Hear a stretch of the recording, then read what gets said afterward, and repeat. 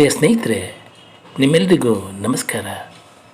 ನಮ್ಮ ಮಕ್ಕಳನ್ನು ಚೆನ್ನಾಗಿ ನೋಡ್ಕೋಬೇಕು, ಅವ್ರನ್ನ ತುಂಬ ದೊಡ್ಡ ಮನುಷ್ಯರನ್ನಾಗಿ ಮಾಡಬೇಕು ಅನ್ನೋ ಅರ್ಜೆಂಟ್ನಲ್ಲಿ ನಮ್ಮ ಹೆತ್ತ ತಂದೆ ತಾಯಿಗಳನ್ನ ತುಂಬಾ ನೆಗ್ಲೆಕ್ಟ್ ಮಾಡಿಬಿಟ್ಟಿದ್ದೀವಿ ಕಣ್ರಿ.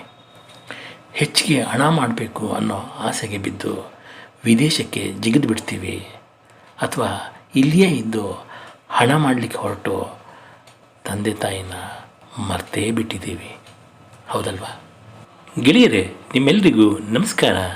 ವೃತ್ತಿಯಿಂದ ನಾನೊಬ್ಬ ಇಂಜಿನಿಯರಿಂಗ್ ಕಾಲೇಜಿನಲ್ಲಿ ಲೆಕ್ಚರರ್. ಹಾಗೆಯೇ ಕೆಲವೊಂದು ಹಳೆಯ ಕನ್ನಡ ಸೀರಿಯಲ್ಗಳಲ್ಲಿ ನಡೆಸಿದ್ದೇನೆ ಕೂಡ. ಅದೆಲ್ಲಕ್ಕಿಂತ ಹೆಚ್ಚಾಗಿ ಬರವಣಿಗೆ ನನಗೆ ಇಷ್ಟವಾದ ವಿಷಯ ಕಣ್ರಿ. ಜೊತೆಗೆ ನಮ್ಮದೊಂದು NGO ಮಾಡಿಕೊಂಡು ಕ್ಯಾನ್ಸರ್ ಕಾಯಿಲೆಗೆ ತುತ್ತಾದ ಪುಟ್ಟ ಪುಟ್ಟ ಮಕ್ಕಳಿಗೆ ಸ್ನೇಹಿತರ ಜೊತೆಗೂಡಿ ಚಿಕಿತ್ಸೆ ಕೊಡಿಸ್ಲಿಕ್ಕೆ ನೆರವಾಗ್ತಾ ಇದ್ದೀವಿ. ಗೆಳೆಯರೇ, ಈ ಬದುಕಿನಲ್ಲಿ ನಾವೆಲ್ಲ ಗೆಲುವಿನ ಕಡೆಗೆ ಹೊರಟು ನಮ್ಮ ಮನೆಯ ಒಂದು ಕತ್ತಲು ಭಾಗವನ್ನು ಮರೆತುಬಿಟ್ಟಿದ್ದೀವಿ ಕಣ್ರಿ.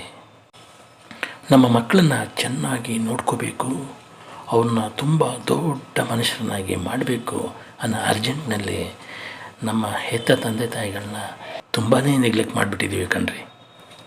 ಹೆಚ್ಚಿಗೆ ಹಣ ಮಾಡಬೇಕು ಅನ್ನೋ ಆಸೆಗೆ ಬಿದ್ದು ವಿದೇಶಕ್ಕೆ ಜಿಗಿದು ಬಿಡ್ತೀವಿ, ಅಥವಾ ಇಲ್ಲಿಯೇ ಇದ್ದು ಹಣ ಮಾಡಲಿಕ್ಕೆ ಹೊರಟು ತಂದೆ ತಾಯಿನ ಮರ್ತೇ ಬಿಟ್ಟಿದ್ದೀವಿ. ಹೌದಲ್ವಾ? ಒಂದು ಕಾಲದಲ್ಲಿ ನಮಗೋಸ್ಕರ ಅವರು ಮೈ ಮುರಿದು ದುಡಿದು ಚೆನ್ನಾಗಿ ಬಾಳಿ ಬದುಕಿದ ಈ ಹಿರಿಯ ಜೀವಿಗಳನ್ನು ಸಂಧ್ಯಾಕಾಲದಲ್ಲಿ ಮನಸ್ಸಿಗೆ ನೋವಾಗದಂತೆ ನೋಡಿಕೊಳ್ಳೋದು ಮಕ್ಕಳ ಕರ್ತವ್ಯ ಕಣ್ರಿ. ಅದು ಅವರ ನೈತಿಕ ಜವಾಬ್ದಾರಿ ಕೂಡ.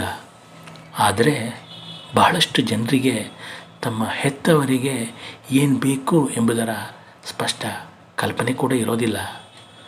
ಅವರಿಗೆ ಇರಲೊಂದು ಮನೆಯ ಆಸರೆ, ಊಟ, ಬಟ್ಟೆ ಬರೆ, ಒಂದಿಷ್ಟು ಔಷಧಿ, ಹೊತ್ತು ಕಳೆಯಲು ಒಂದಿಷ್ಟು ನಿಯತಕಾಲಿಕೆಗಳು, TV ಅಂತೂ ಇದ್ದೇ ಇದೆ ಎಂಬ ಉದಾಸೀನ ಭಾವನೆ ಇಷ್ಟನ್ನು ಒದಗಿಸಿಕೊಟ್ರೆ ತಮ್ಮ ಹಿರಿಯರು ಸುಖವಾಗಿರ್ತಾರೆ ಎಂಬ ಭಾವನೆ ಬಹಳಷ್ಟು ಜನರಲ್ಲಿದೆ.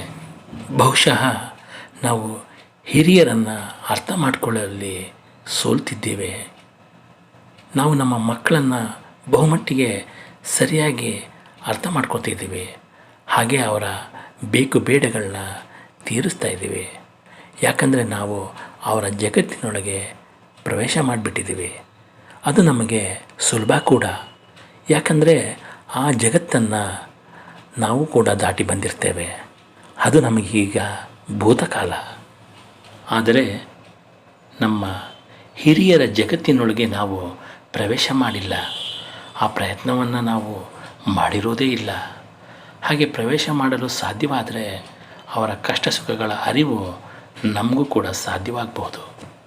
ಗೆಳೆಯರೇ, ನಿಮಗೆ ಗೊತ್ತಿರಲಿ, ನಮ್ಮ ಹಿರಿಯರನ್ನ ತಳಮಳಕ್ಕೆ ಈಡು ಮಾಡುವುದು ಐಡೆಂಟಿಟಿ ಕ್ರೈಸಿಸ್ ಮತ್ತು ಅವಲಂಬನೆ ಕಣ್ರಿ. ಅದುವರೆಗೂ ಮನೆಯಲ್ಲಿ ಅಥವಾ ಕಚೇರಿಯಲ್ಲಿ, ಹೊಲ ಗದ್ದೆಗಳಲ್ಲಿ ಆಳ್ವಿಕೆ ಮಾಡಿಕೊಂಡು ಬಂದವರು ಈಗ ಆ ಸ್ಥಾನವನ್ನು ಬೇರೆಯವರು ಆಕ್ರಮಿಸಿಕೊಂಡಿರ್ತಾರೆ. ಕಚೇರಿಯಲ್ಲಂತೂ ನಿನ್ನ ದುಡಿಮೆ ಸಾಕಪ್ಪ ಎಂದು ನಿವೃತ್ತಿ ಕೊಟ್ಟಿರ್ತಾರೆ. ಮನೆಯಲ್ಲಿ ಎಲ್ಲದಕ್ಕೂ ತಂದೆ ತಾಯಿಯರ ಸಲಹೆ ಕೇಳ್ತಿದ್ದ ಮಗ ಈಗ ಹೆಂಡತಿಯ ಸಲಹೆ ಕೇಳ್ತಾ ಇದ್ದಾನೆ. ಹಾಗಾಗಿ ತನ್ನದೇ ಮನೆಯಲ್ಲಿ ತಾನು ಪರಕೀಯ, ನಿರುಪಯುಕ್ತ ಎಂಬ ಭಾವನೆ ಸಣ್ಣಗೆ ಮೊಳಕೆ ಹೊಡೆಯಲು ಆರಂಭವಾಗ್ತದೆ. ಒಂಟಿತನ ಆವರಿಸ್ಕೊಳ್ತದೆ. ಒಮ್ಮೊಮ್ಮೆ ಆತ್ಮಹತ್ಯೆಯತ್ತಲೂ ಮನಸ್ಸು ವಾಲುತ್ತದೆ. ಅನಾರೋಗ್ಯ ಉಂಟಾದಾಗ ಹಿಂದೆ ಎಲ್ಲ ತಾವೇ ಹೋಗಿ ಔಷಧಿ ತಂದುಕೊಳ್ತಿದ್ರು. ಈಗ ಅದಕ್ಕೆ ಬೇರೆಯವ್ರನ್ನ ಅವಲಂಬಿಸಬೇಕಾಗ್ತದೆ. ದುಡಿಮೆ ಎಲ್ಲವನ್ನು ಮಕ್ಕಳಿಗೆ, ಮದುವೆ, ಉದ್ಯೋಗಕ್ಕೆ ಹಿಂದೂ ಮುಂದೆ ಯೋಚನೆ ಮಾಡದೆ ಖರ್ಚು ಮಾಡಿರ್ತಾರೆ. ಈಗ ನಿಜವಾಗಿ ಅವರು ಅಸಹಾಯಕರಾಗಿರ್ತಾರೆ. ತಮ್ಮ ಔಷಧಿ, ಬಟ್ಟೆ ಬರೆಗಾಗಿ ಮಕ್ಕಳನ್ನು ಅವಲಂಬಿಸಬೇಕಾಗ್ತದೆ. ಇದು ಅವರ ಸ್ವಾಭಿಮಾನವನ್ನು ಕುಟ್ಕುತ್ತೆ ಕಣ್ರಿ. ಈ ಒಂದು ಮನಸ್ಥಿತಿಯನ್ನು ವಯಸ್ಸಾದ ತಂದೆ ತಾಯಿ ಇರುವ ಮಕ್ಕಳು ಅರ್ಥ ಮಾಡ್ಕೊಳ್ಬೇಕಾಗಿದೆ. ಮಗುವಿಗೆ ಪಾಕೆಟ್ ಮನಿ ಕೊಟ್ಟ ಹಾಗೆ ಮನೆಯ ಹಿರಿಯರಿಗೂ ಒಂದಷ್ಟು ಆರ್ಥಿಕ ಅನುಕೂಲತೆಗಳನ್ನ ಮಾಡಿಕೊಳ್ಳೋದು ಸಂಬಂಧಗಳನ್ನ ಆರೋಗ್ಯಕರವಾಗಿ ಇಟ್ಕೊಳ್ಳಲು ಸಹಾಯವಾಗ್ತದೆ. ತಮ್ಮ ಮಕ್ಕಳು ಎಷ್ಟೇ ಒಳ್ಳೆಯವರಿದ್ದರೂ ಕೂಡ ತಮ್ಮ ಎಲ್ಲ ದುಡಿಮೆಯನ್ನು ಅಥವಾ ಆಸ್ತಿಯನ್ನು ಮಕ್ಕಳಿಗಾಗಿ ಖರ್ಚು ಮಾಡೋದು ಈಗಿನ ಕಾಲದಲ್ಲಂತೂ ಸರಿಯಾದ ವಿಚಾರ ಅಲ್ಲ ಕಣ್ರಿ. ನೋಡಿ, ಈಗಿನ ಕಾಲದ ಮಕ್ಕಳು ತನ್ನ ಕೆರಿಯರ್ ಮತ್ತು ಹೆತ್ತವರ ಪೋಷಣೆಯ ನಡುವೆ ಆಯ್ಕೆಯ ಪ್ರಶ್ನೆ ಬಂದಾಗ ಈಗಿನ ಮಕ್ಕಳೆಲ್ಲ ಕೆರಿಯರನ್ನೇ ಆಯ್ಕೆ ಮಾಡ್ಕೋತಾರೆ. ಹೆತ್ತವ್ರನ್ನ ನೋಡ್ಕೊಳ್ಳೋದಕ್ಕೆ ಕೆಲಸವ್ರನ್ನ ನೇಮಿಸ್ತಾರೆ ಅಥವಾ ವೃದ್ಧಾಶ್ರಮಗಳಿಗೆ ಕಳಿಸ್ಬಿಡ್ತಾರೆ. ಹಣ ಮಾಡಲಿಕ್ಕೆ ಅಂತ ವಿದೇಶಗಳಿಗೆ ಹೊರಟೋದಂಥ ಮಕ್ಕಳು 1-2 ವರ್ಷಗಳಿಗೊಮ್ಮೆ ಮಾತ್ರ ತಮ್ಮ ಮಕ್ಕಳು ಮತ್ತು ಹೆತ್ತವರ ಜೊತೆ ಭೇಟಿ ಮಾಡ್ತಾರೆ. ಬೆಂಗಳೂರಿನಲ್ಲಂತೂ ವೃದ್ಧಾಶ್ರಮಗಳ ಸಂಖ್ಯೆ ಹೆಚ್ಚಾನೇ ಇದೆ. ಇದು ವಿದೇಶಗಳಲ್ಲಿ ಸಹಜ. ಅಲ್ಲಿ ಹದಿಹರೆಯಕ್ಕೆ ಕಾಲಿಡ್ತದ್ದಂತೆ ಎಲ್ಲರೂ ಸರ್ವತಂತ್ರ ಸ್ವತಂತ್ರರು. ಆರ್ಥಿಕವಾಗಿಯೇ ಆಗಲಿ ಮಾನಸಿಕವಾಗಿಯೇ ಆಗಲಿ ಅಲ್ಲಿ ಯಾರೂ ಯಾರನ್ನೂ ಅವಲಂಬಿಸುವುದಿಲ್ಲ. ಮಕ್ಕಳಿಗೆ ಸಂಬಂಧಪಟ್ಟಂತೆ ಅಥವಾ ಹಿರಿಯರಿಗೆ ಸಂಬಂಧಪಟ್ಟಂತೆ ಅಲ್ಲಿ ಯಾವುದೇ ನೈತಿಕ ಕರ್ತವ್ಯಗಳಿರೋದಿಲ್ಲ.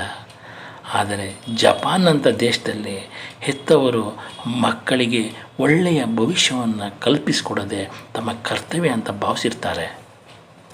ನಾವು ಭಾರತೀಯರು ಹೆತ್ತವನ್ನು ದೇವರ ಸ್ಥಾನದಲ್ಲಿಟ್ಟು ಗೌರವಿಸ್ತಾ ಬಂದವರು. ನೋಡಿ, ಇಲ್ಲಿ ಹೆತ್ತವರಿಗೆ ಮಕ್ಕಳ ಬಗ್ಗೆ ಒಂದಷ್ಟು ಕರ್ತವ್ಯಗಳಿರುವಂತೆ ಮಕ್ಕಳಿಗೂ ಕೂಡ ಅವರ ವೃದ್ಧಾಪ್ಯದ ಸಮಯದಲ್ಲಿ ಹೆತ್ತವರನ್ನ ನೋಡಿಕೊಳ್ಳೋದು ಧರ್ಮ ಮತ್ತು ಕರ್ತವ್ಯ ಕೂಡ.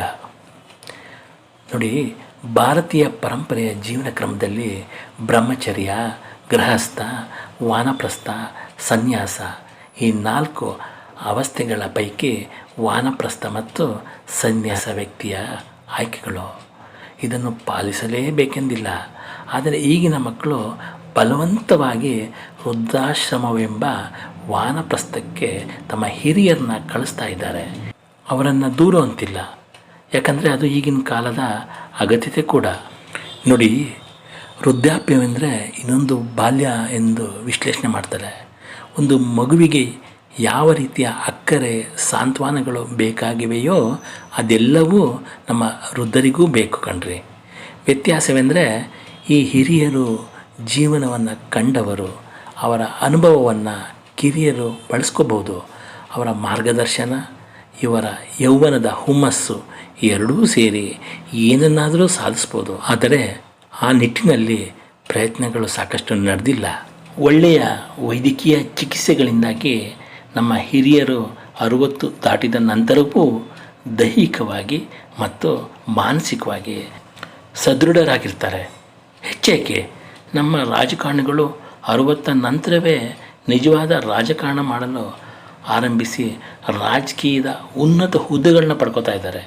ಆದರೆ ಇನ್ನೂ ದುಡಿಯಲು ಶಕ್ತಿ ಉಳಿಸ್ಕೊಂಡಿರುವ ನಿವೃತ್ತಿ ನಂತರದ ಹಿರಿಯರ ಬಗ್ಗೆ ಯಾರೂ ಗಮನ ಹರಿಸ್ತಾ ಇಲ್ಲ.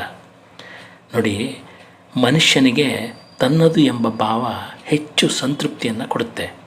ತಮ್ಮವರು ಎಂಬ ಭಾವವನ್ನು ಹಿಂದೆಲ್ಲ ಹೆತ್ತವರಿಗೆ ಮಗ, ಸೊಸೆ ಮತ್ತು ಮೊಮ್ಮಕ್ಕಳು ಕೂಡ ಕೊಡ್ತಾಯಿದ್ರು. ಈಗ ಅದು ಮುಸುಕಾಗಿದೆ. ಕೊನೆಯ ಪಕ್ಷ ಅವರಿಗೆ ಆರ್ಥಿಕ ಸ್ವಾವಲಂಬನೆಯಾದರೂ ಬೇಕಾಗಿದೆ. ಇದರ ಜೊತೆಗೆ ಭಾವನಾತ್ಮಕ ಆಸರೆಯೂ ದೊರಕಿದರೆ ಇನ್ನೊಮ್ಮೆ ಬಾಲ್ಯಕ್ಕೆ ಮರಳ್ತಾರೆ ಕಣ್ರಿ. ವೃದ್ಧಾಶ್ರಮಗಳಲ್ಲಿ ಸಾವನ್ನು ಎದುರು ನೋಡುತ್ತಾ ವರ್ತಮಾನದ ನರಕದಲ್ಲಿ ಬೇಯುವ ಶಿಕ್ಷೆ ತಪ್ಪಿದಂತಾಗುತ್ತೆ ಕಣ್ರಿ.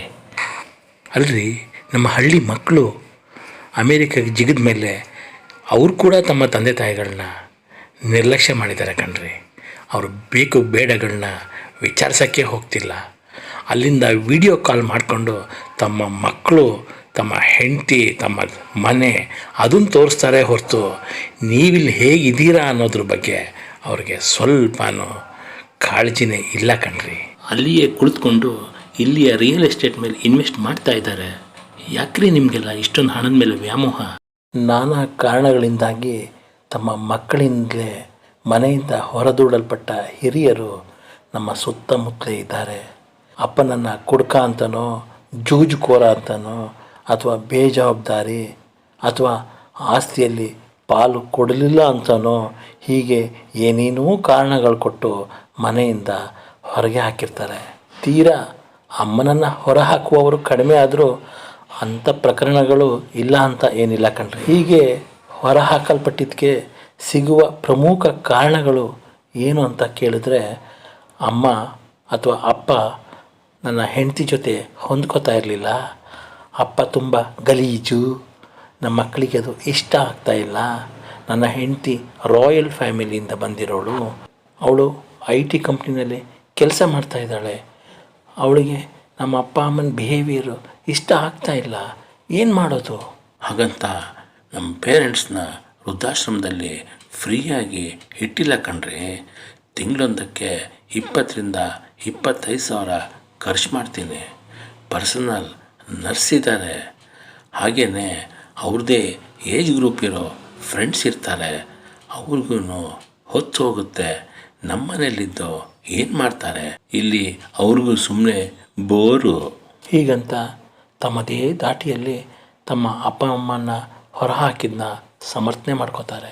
ನೋಡಿ, ಅಪ್ಪ ಅಮ್ಮ ಮತ್ತು ಅವರ ಒಡ ಹುಟ್ಟಿದವರು ಹಾಗೂ ತನ್ನ ಸಹೋದರ ಸಹೋದರಿಯರ ನಡುವಿನ ಸಂಬಂಧ ಅವಿನಾಭಾವವಾದುದು.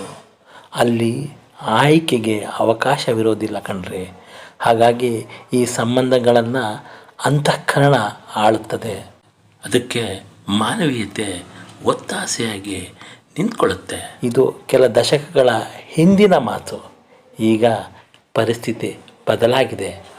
ನೋಡಿ, ಪುರುಷ ಪ್ರಧಾನವಾದ ನಮ್ಮ ದೇಶದಲ್ಲಿ ನಮ್ಮ ಹೆಣ್ಮಕ್ಳು ಕಂಡ ಕಾಣದ ದೇವರುಗಳಿಗೆ ಕೈ ಮುಗಿದು ಗಂಡು ಮಕ್ಕಳನ್ನು ಕರುಣಿಸಪ್ಪ ಅಂತ ಬೇಡ್ಕೊಂಡು ಪಡೆದ ತಮ್ಮ ಗಂಡು ಮಕ್ಕಳಿಂದಲೇ ಮನೆಯಿಂದ ಹೊರ ಹಾಕಿಸ್ಕೊಳ್ತಾ ಇರೋದನ್ನು ದಿನನಿತ್ಯ ನಾವು ನೋಡ್ತಾ ಇದ್ದೀವಿ ಕಣ್ರಿ. ಮತ್ತೊಂದು ಸಂತೋಷದ ವಿಷಯ ಏನಪ್ಪ ಅಂದರೆ, ಕೊಟ್ಟ ಹೆಣ್ಣು ಕುಲಕ್ಕೆ ಹೊರಗೆ ಅಂತ ಹೇಳ್ತಿದ್ದ ನಮ್ಮ ಹಿರಿಯರನ್ನ ತಮ್ಮ ಹೆಣ್ಣು ಮಕ್ಕಳೇ ಅವರ ವೃದ್ಧಾಪ್ಯದಲ್ಲಿ ಆರೈಕೆ ಮಾಡ್ತಾ ಇರೋದನ್ನು ನಾವೆಲ್ಲ ನೋಡ್ತಾ ಇದ್ದೀವಿ. ಅಂತಹ ಹೆಣ್ಮಕ್ಳಿಗೆಲ್ಲ ನನ್ನದೊಂದು ಸಲಾಂ ಕಣ್ರಿ. ಸ್ನೇಹಿತರೆ, ಸಾಧ್ಯವಾದರೆ ನಿಮ್ಮ ಹೆತ್ತವರನ್ನ ಕಡಿಮೆ ಹರ್ಟ್ ಮಾಡಿ ಪ್ಲೀಸ್. Thank you. ಜೈ ಹಿಂದ್, ಜೈ ಕರ್ನಾಟಕ.